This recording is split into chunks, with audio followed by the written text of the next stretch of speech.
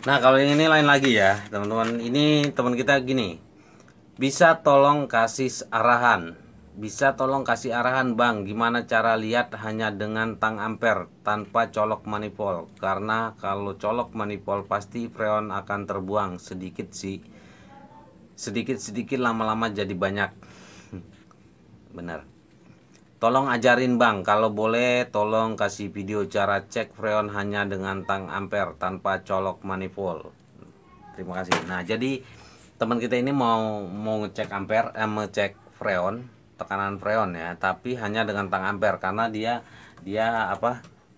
Hmm, karena dia pada saat nancepin manifold ya, manifold ini freon keluar. Ini sini. Nah, sorry, ambil tang ampere dulu ya.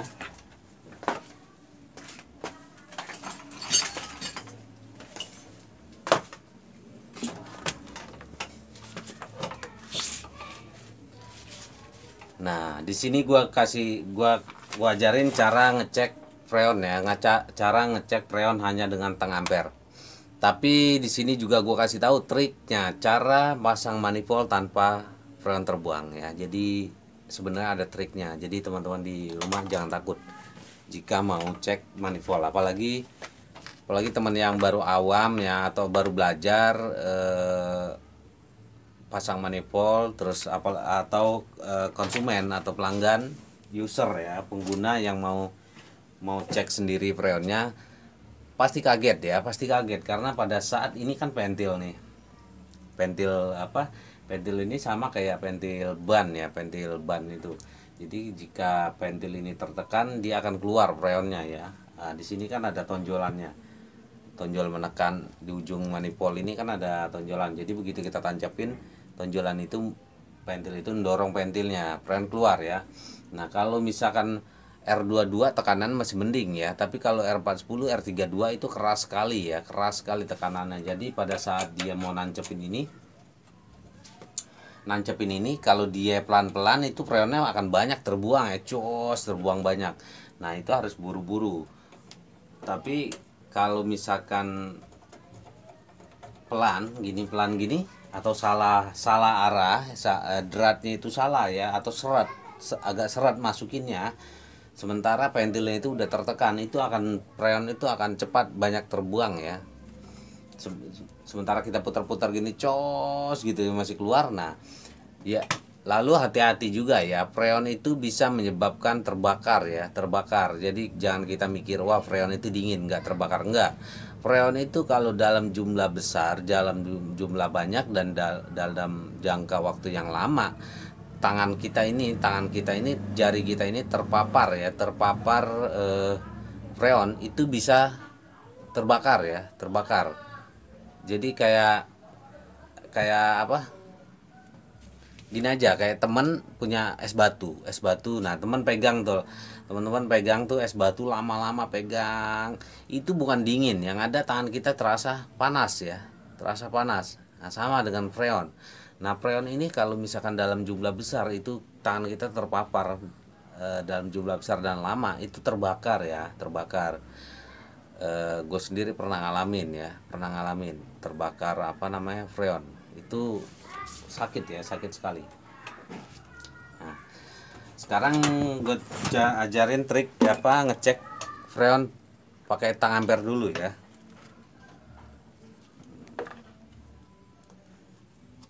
Nah, gini cara ngecek tekanan freon pakai tang ampere gini, teman-teman. Teman-teman harus di AC-nya itu harus tahu ya, ampernya di sini berapa, ampere bawaan pabriknya, ampere bawaan AC ini berapa.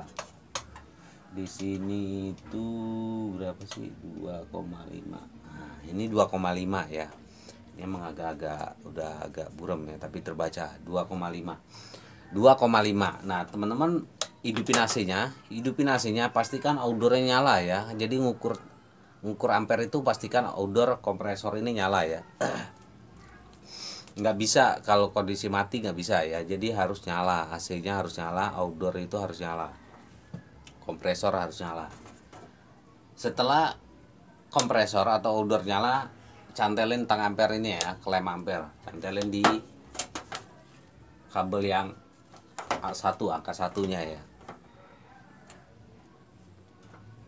Selektor ini, selektor tengah ampere ini di posisi A ya, di posisi A, ampere ya, bukan di V, bukan di ohm, bukan di apa lagi tuh, bukan di V, bukan di ohm ya, tapi di A, di lambang A, di huruf A ya, alfa ya, A, karena A itu adalah lambangnya ampere ya. Nah, setelah nyala pastikan angka di display tengah ampere ini sesuai dengan ini ya teman-teman, sesuai dengan nameplate ini 2,5. Jika ampere yang ada di display tengah ampere ini di bawah 1,5 misalkan ya, padahal di sini 2,5, artinya freon itu, tekanan freon itu kurang ya, kurang karena tekanan karena ampere ini sesuai dengan ampere sini harus sama ya, ampere yang di sini harus sama dengan di sini. Karena pada saat kita isi freon itu, isi freon ampere naik. Isi freon ampere naik, terus naik sampai angka 2,5 sama dengan ini, artinya freonnya pas ya, pas. Karena ampere itu naiknya berbarengan dengan pada saat kita isi freon. Jadi begitu kita isi freon ampere naik, begitu isi freon ampere naik. Nah, kalau kita misalkan tekanan rendah artinya ampere juga ikut rendah ya. Jadi kalau misalkan di sini 2,5, di sini 1,5, artinya freonnya kurang. Kalau misalkan sama, di sini 2,5, di sini 2,5, artinya tekanannya itu pas ya. Jadi cukup tekanan freon itu. Atau nggak jauh beda, misalkan di sini 2,5, di sininya 2,6 atau 2,4. Nah, itu masih toleransi, masih cukup ya, masih pas ya. Jika perbedaannya nggak terlalu jauh ya, nggak terlalu jauh beda. Tapi kalau bedanya udah terlalu jauh, misalkan di sini 25, di sininya 1,5, 1,6, nah itu dapat dipastikan kurang ya, kurang.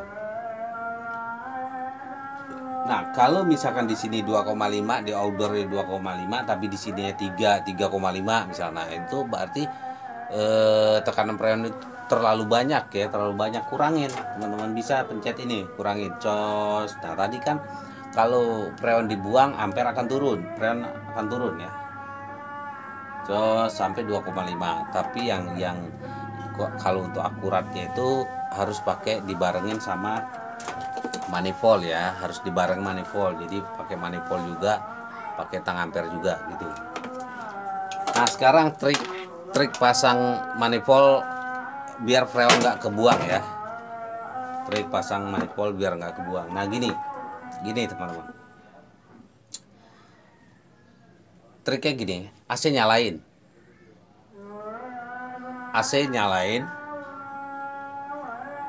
Kita modelnya kayak pump down ya teman-teman. AC nyala, setelah pastikan nyala ya, sama ya, pastikan outdoor ini nyala ya, lalu tutup yang pipa kecil, ingat ya, pipa pressure, pipa tekan ya, pipa kecil, tutup sampai mentok, posisi pump down ya.